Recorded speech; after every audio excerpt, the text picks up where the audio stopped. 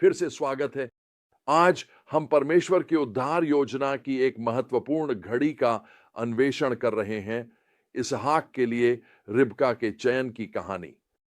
ये एक सुंदर कथा है जो परमेश्वर का मार्गदर्शन प्राप्त करने के महत्व को दर्शाती है, विशेषकर जीवन के सबसे महत्वपूर्ण निर्णयों में।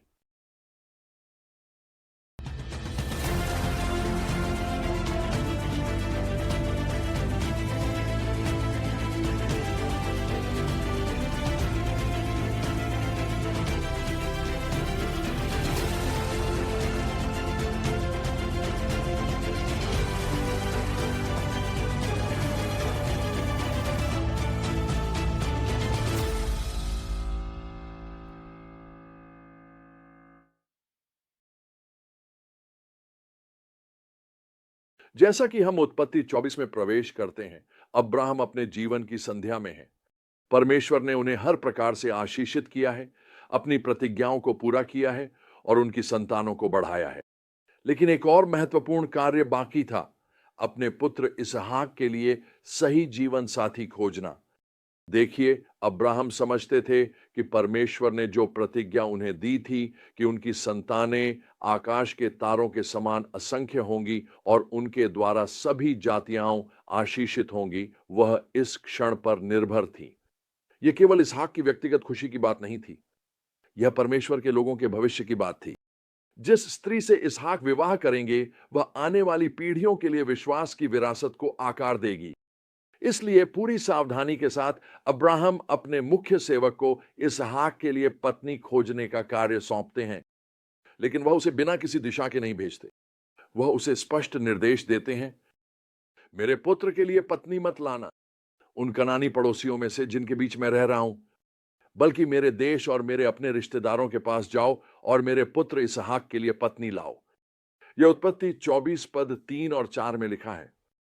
अब्राहम जानते थे कि कनानी लोग अपनी मूर्ति पूजक प्रथाओं और विश्वासों के साथ इसहाक को भटका सकते थे। वह ऐसी स्त्री चाहते थे जो उनके विश्वास को साझा करे, जो इसहाक के साथ एकमात्र सच्चे परमेश्वर पर भरोसा करने और उसकी आज्ञा मानने की यात्रा में शामिल हो। सेवक हालांकि अनिश्चित था, फिर भी आज्ञा का पालन करता है। वह ऊंटों के काफिले के साथ अब्राहम के देश के लिए निकलता है, जो उपहारों और एक भारी जिम्मेदारी को लेकर जा रहे थे। लेकिन वह अपनी स्वयं की बुद्धि पर निर्भर नहीं करता। इसके बजाय वह प्रार्थना में परमेश्वर की ओर मुड़ता है। नगर के बाहर एक कुएं पर पहुंचकर सेवक एक विशिष्ट और साहसिक प्रार्थना करता है। हे प्रभु, मेरे स्वामी अब्राहम के परमेश्वर, आज मुझे सफल बना और मेरे स्वामी अब्राहम पर कृपा कर। फिर वह एक संकेत निर्धारित करता है कि वह स्त्री जो न केवल उसे पानी पिलाएगी बल्कि स्वेच्छा से उसके ऊंटों को भी पानी पिलाएगी, वही होगी जिसे परमेश्वर ने इसहाक के लिए चुना है। उसके प्रार्थना पूरी करने से पहले ही रिबका प्रकट होती। वह दयालुता और आतिथ्य की सजीव प्रतिमा है। न केवल सेवक को पानी पिलाती है बल्कि उसके सभी ऊंटों के लिए भी पानी निकालती है। ये कोई छोटा काम नहीं है, यकीन मानिए। सेवक आश्चर्य से देखता है क्योंकि उसकी प्रार्थना उसके सामने ही पूरी हो जाती है। इस सुंदर कहानी से हम बहुत कुछ सीख सकते हैं। सबसे महत्वपूर्ण बात यह हमें याद दिलाती है कि हमारे द्वारा लिए गए निर्णय, विशेष रूप से विवाह और परिवार से संबंधित हमारे आध्यात्मिक विरासत पर गहरा प्रभाव डालते हैं।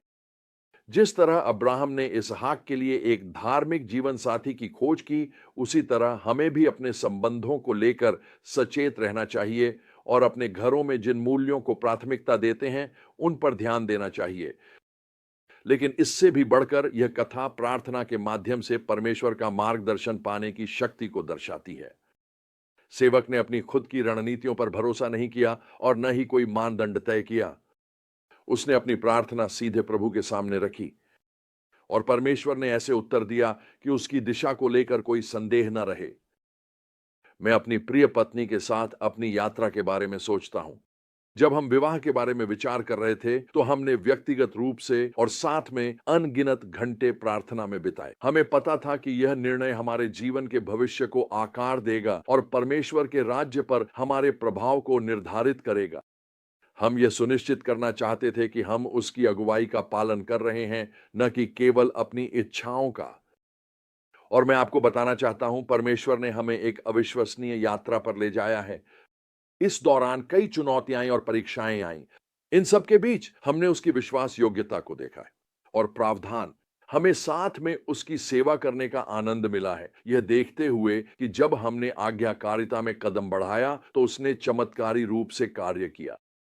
मैं उसके बिना सेवा के जीवन की कल्पना भी नहीं कर सकता। मेरे साथ यही परमेश्वर की मार्गदर्शन को खोजने की सुंदरता है। वह हमें उसी सर्वोत्तम चीज की ओर ले जाता है जो उसने हमारे लिए रखी है। उसकी योजनाएं हमारी अपनी बनाई किसी भी योजना से कहीं बेहतर होती है।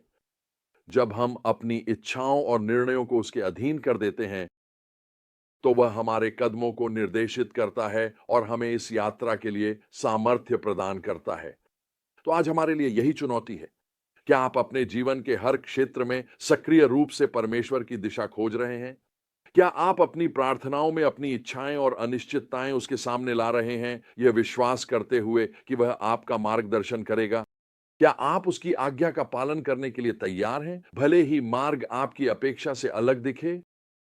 यह किसी संबंध, करियर के निर्णय या सेवा के अवसर के बारे में हो सकता है। ये इस बारे में भी हो सकता है कि आप अपने बच्चों का पालन पोषण कैसे करते हैं या अपने परिवार के लिए कौन सी प्राथमिकताएं तय करते हैं। जो भी हो, परमेश्वर उसकी परवाह करता है और वह आपको मार्गदर्शन देने की लालसा रखता है।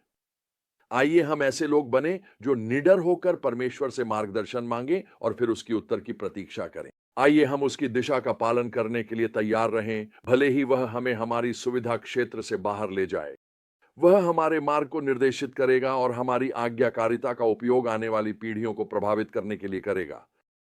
रिबका के चुने जाने की कहानी आपको यह याद दिलाए कि परमेश्वर एक विश्वास योग्य मार्गदर्शक है, एक अच्छा पिता जो अपने बच्चों का मार्गदर्शन करने में आनंदित होता है।